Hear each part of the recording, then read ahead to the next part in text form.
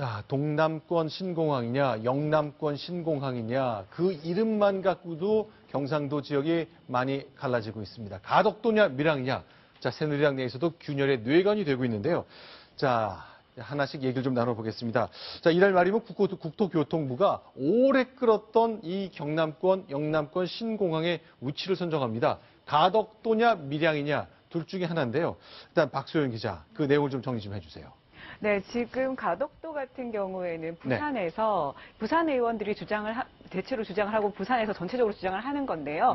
이 부산 가덕도는 부산의 그 끝에 붙어 있는 섬입니다. 이 섬에 이제 공항을 유치해달라라고 지금 주장을 하고 있는 상황인데요. 이에 반해서 이 대구 경북 의원들은 밀양에, 그러니까 경남 밀양에 자신들과 좀 더 가까운 쪽으로 이걸 유치를 해달라라고 해서 굉장히 팽팽하게 대립을 하고 있습니다.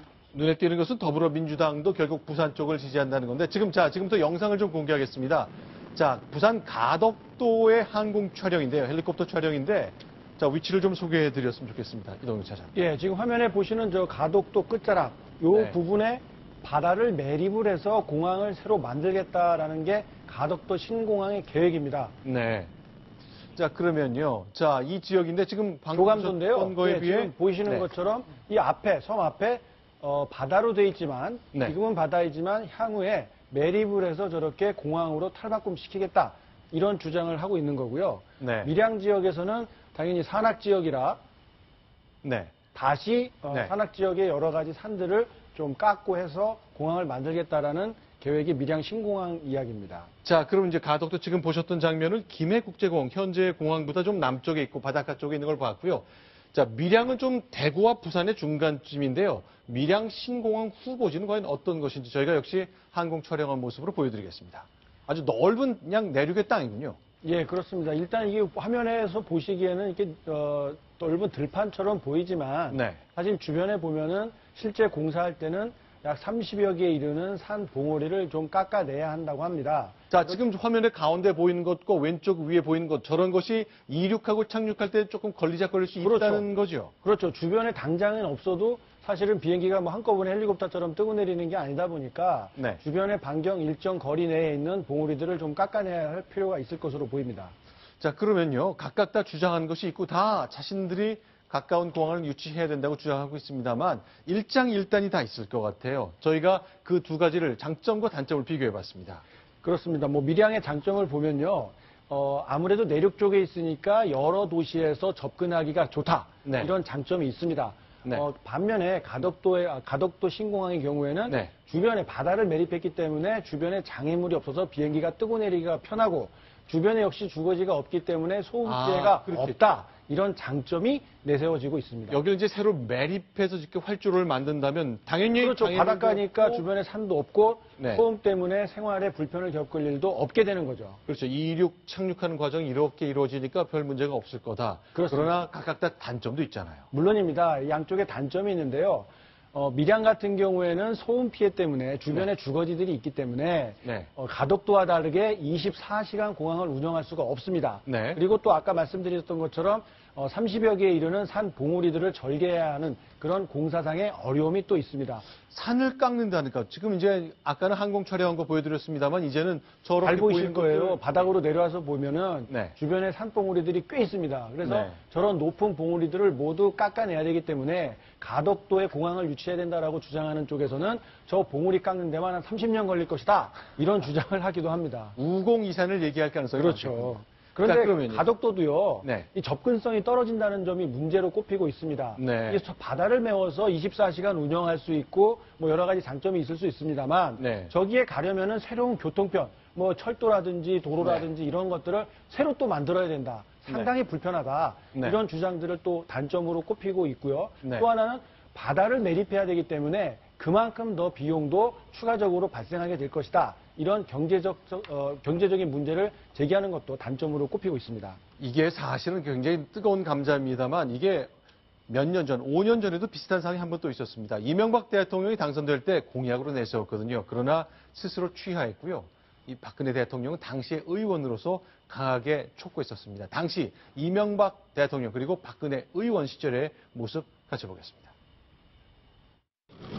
경제성이 없다지만 미래에는 분명 필요할 것이라고 저는 확신하고 있습니다. 동남권 신공항은 계속 추진되어야 한다. 그게 바로 저는 미래 국익이라고 생각을 합니다.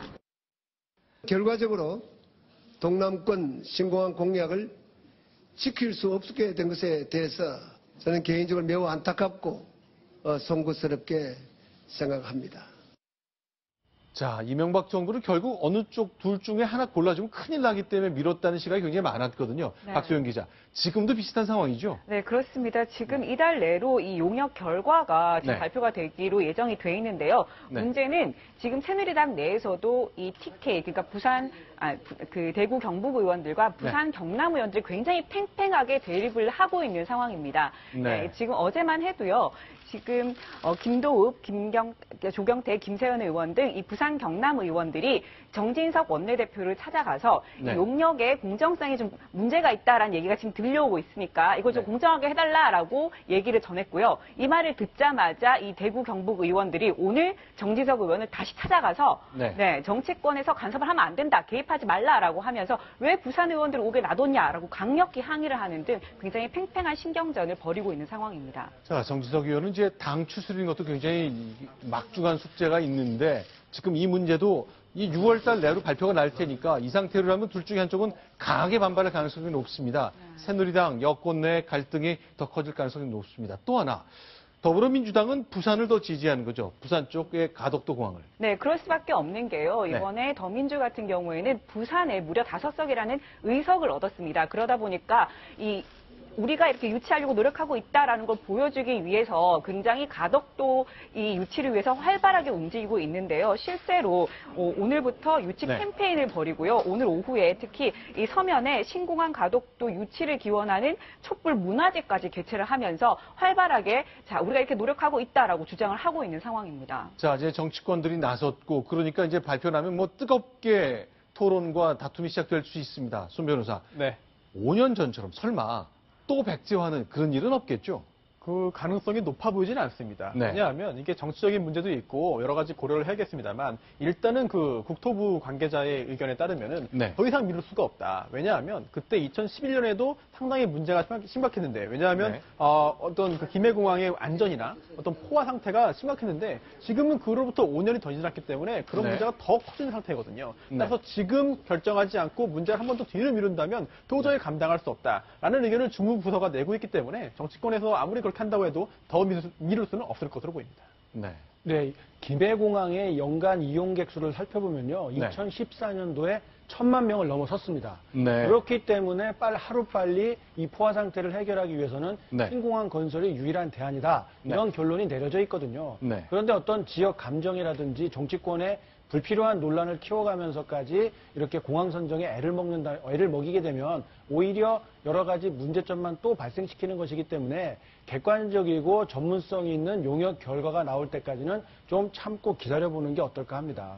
자, 이제 인구가 밀집되어 있는 대구와 부산 사이 그리고 이제 경남권 중심으로 왜 우리가 해외 유럽이나 미국 갈 때 인천까지 꼭 KTX나 버스나 다른 걸 타고 가서 비행기를 갈아타고 가서 또 가야 되느냐 이런 불만이 많으셨거든요. 자, 직접 직항을 타고 싶다 이런 이유 때문에 시작이 됐는데 2023년이면 김해공항 포화 상태가 됩니다. 피할 수 없는 선택이 이제 남아 있습니다. 국토교통부의 결정 이제 얼마 남지 않았습니다.